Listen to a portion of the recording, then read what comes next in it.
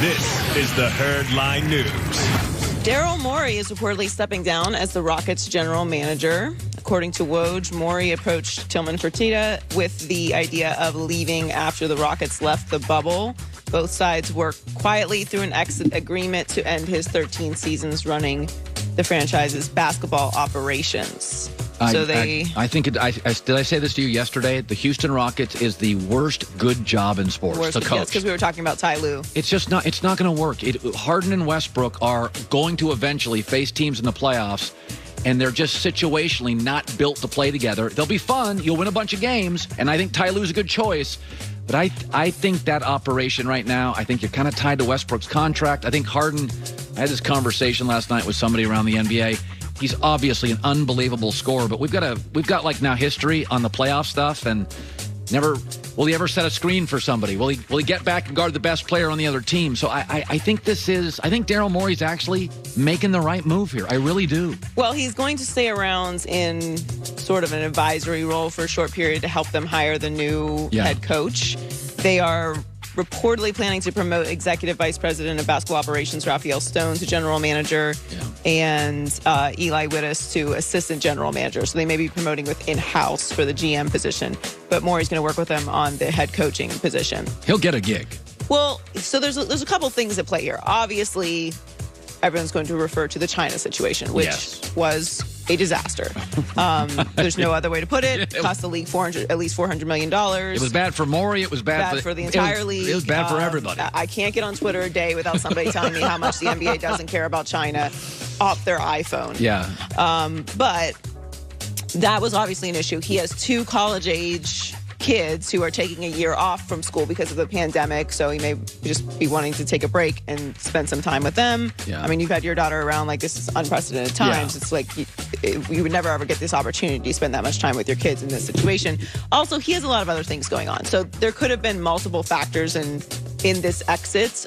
Also, they may have just reached the end of the road with what they were able to do. Like, we talk about the Rockets not being able to get over the hump. Obviously not all on Morey, but sometimes just situations end. Stuff happens. Yeah, it's not that I didn't feel like this was coming, but I don't think it has to do with just the China situation.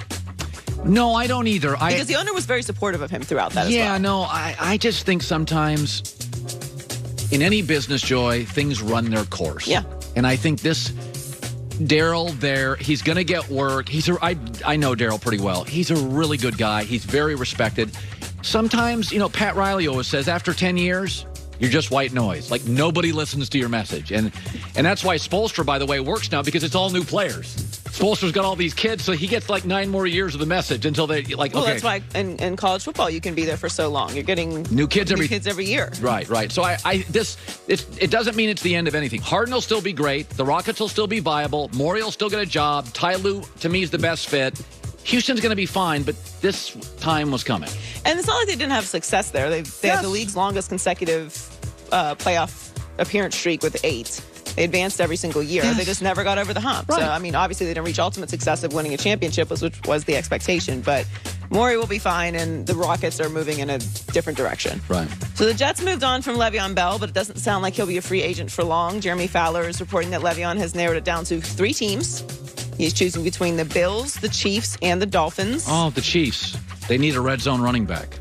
His decision could come today. Le'Veon Bell and Patrick Mahomes just followed each other on Twitter. Yeah. Le'Veon, something to that. I know you're not watching. Le'Veon Bell, choose Kansas City. It's nothing against Brian Flores or Sean McDermott, defensive coaches. What did we say yesterday? If you're a running back or receiver, tight end. Yeah. And Sean Payton or Andy Reid are like, we're kind of interested. Go to Kansas City. Just go to. They could actually. He'd be a great red zone piece running back for them. Could you? I mean, it's going to happen if he goes there because it's Andy Reid. Oh, it's going to work in 2 weeks. But it's going to work. He's going to have a tremendous rest of the season. Possibly go to a Super Bowl, and you've got Adam Gase and the Jets sitting there doing what the Jets do. They'll be on the hook for $6 million in base salary for Bell this season. They also take a $15 million dead cap money hit this season and $4 million in 2021. Joy, before Christian McCaffrey, Le'Veon Bell as a receiving running back was Christian McCaffrey. He was the best receiver at running back in the league. People said Le'Veon Bell could be a receiver. They say about Christian McCaffrey, he could be a receiver in the NFL. He has amazing hands, but he has such a unique running style, just with that little delay and waiting for the blocks. He just needs to be in the right situation. He was in the right situation in Pittsburgh, wanted more money. It's understandable. You can do whatever you want with your career. Is the Jets the right situation for anyone at this point? Who knows? But they are going to be paying him for a while, and any team that signs him can do so for the league minimum, although he'll likely get more. Finally, Baker Mayfield suffered a rib injury last weekend against the Colts, but he's confident he will be able to play through it. He plays the Steelers on Sunday, and Cam Hayward says Pittsburgh's defense is going to stick to their aggressive game plan against Baker. I'm not going to sit there and tell you that I know, how bruised up he is. And at the end of the day, I'm just trying to inflict good punishment. We play a physical game. He's going to come out there and try to be a warrior for his team. But it's up to us to make him think about that injury during the game. It's really interesting because the betting part of me likes Cleveland because I think they're a real team. They're much more disciplined. Pittsburgh has one unit, their front seven, that is so good. But I keep going back to this. Pittsburgh has beaten bad teams, and they're letting all of them hang around. They're letting everybody. They let a Denver team out with Jeff after the first month, and then there's always two or three that are close but not quite there. They miss a component. So this is my first Super Bowl bubble of the year. Here it is. This is official. The Rams, Bills, and Saints are close. In fact, the Rams and the Bills played to the last play of a game. In the AFC, it's New England with Cam, Baltimore, Pittsburgh, and Kansas City. And it just so happens in the NFC, it's Tom Brady, Aaron Rodgers and the Packers, and the Seattle Seahawks. I will say this morning, Green Bay to me feels like the best team in America and the least flawed team. And there's a reason for it. There's three stats that are very important, and Green Bay is really good at all of them. Number one, Green Bay leads the NFL in yards per play, almost 7 yards a play. What does that mean? They're explosive. They can get cheaper touchdowns, free touchdowns. They make things happen. Number two is third down conversion rate. They're top 5 in the NFL. What does that mean? Generally means you have a good offensive line, you get a push on third and short, you have a veteran quarterback who can audible in and out of trouble. They have Aaron Rodgers. And the third thing is what they call sack differential. They're top 3 in the NFL, meaning they get to your quarterback and you don't get to theirs. So those are three stats. They're very good. I do not believe they have a hole. I do worry about Devontae Adams' health, but every other team has a hole. Seattle and Tennessee in my bubble, neither has a pass rush. Let's be honest about Tampa Bay. There's some mobility issues with the quarterback they have, and their discipline is frighteningly bad at times with Tampa. New England, no deep threat. It tends to be kind of run-centric. Baltimore doesn't play well from behind, and Pittsburgh keeps beating bad teams and letting them stick around. Kansas City, why do they keep falling behind? It's almost as if psychologically Kansas City feels like, Patrick will save us. You can't keep falling behind by 10 and 14 points.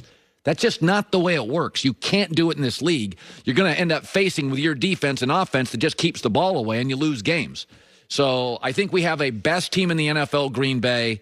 I think we have close. Cleveland, Pittsburgh plays this weekend. If Cleveland wins, then I think I would get them closer to the bubble. But it's New England, Baltimore, Kansas City, Pittsburgh, and I've got some reservations on Pittsburgh, but I trust them right now defensively more than I do Buffalo's defense and LA's defense, and I think they're more explosive offensively, potentially, than New Orleans' offense. So my 8 are New England, Baltimore, Kansas City, Pittsburgh, Tampa Bay, Tennessee, Seattle, and the Green Bay Packers. Yes, I put Tennessee in there after they bludgeon Buffalo. What am I supposed to not be impressed by? They're doing everything well. They don't have a pass rush, but they do everything else really well. Here's Joy with the news. No.